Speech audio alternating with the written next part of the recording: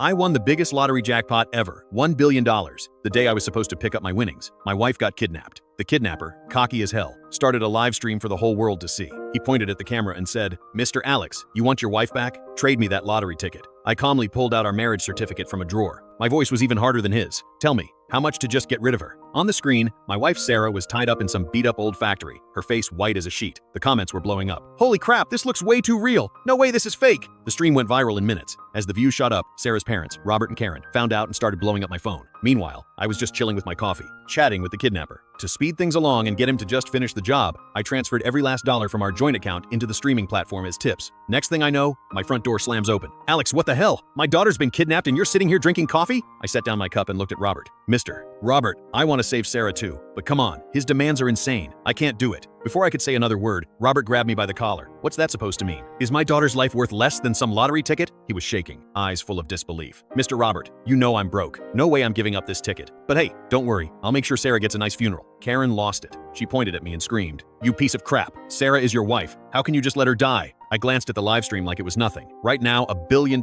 matters way more to me than your daughter. Then Sarah screamed at the camera, "Alex, I'm pregnant. You want 2 people to die? Give him the ticket." The comments went crazy. "What? They kidnapped a pregnant woman? That's sick. This poor woman. Her husband hasn't done a damn thing. For real, you can always make more money, but you can't come back from the dead." As the comments kept flooding in, the kidnapper got more hyped. He held up his phone with one hand and yanked Sarah's hair with the other, shoving her to the ground. She screamed, "Baby, please save me." Sarah looked up at the camera, tears streaming down her face. People watching started calling 911 left and right. Karen nearly passed out when she saw her daughter like that. "Alex, did you hear her? She's pregnant." I raised an eyebrow. "So what? Once I cash this ticket, women will be lining up to have my kids." After a few more screams, the kidnapper glared at the camera, eyes bloodshot. "Mr. Alex, you've got 1 hour. Money or your wife and kid." Then he grinned. "Oh, and just so you know, I'm not a patient guy. Every 10 minutes, I'm cutting off one of her fingers until she bleeds out." I sighed at my phone. "Skip the fingers. Just go for the head. You're not getting that ticket. Period." I turned to Robert and Karen. "Relax. The cops probably already tracked him down. The stream's IP was showing some foreign country, but maybe they'd still find him." Robert slammed his fist on the table. "Alex, everything you have is because of our family.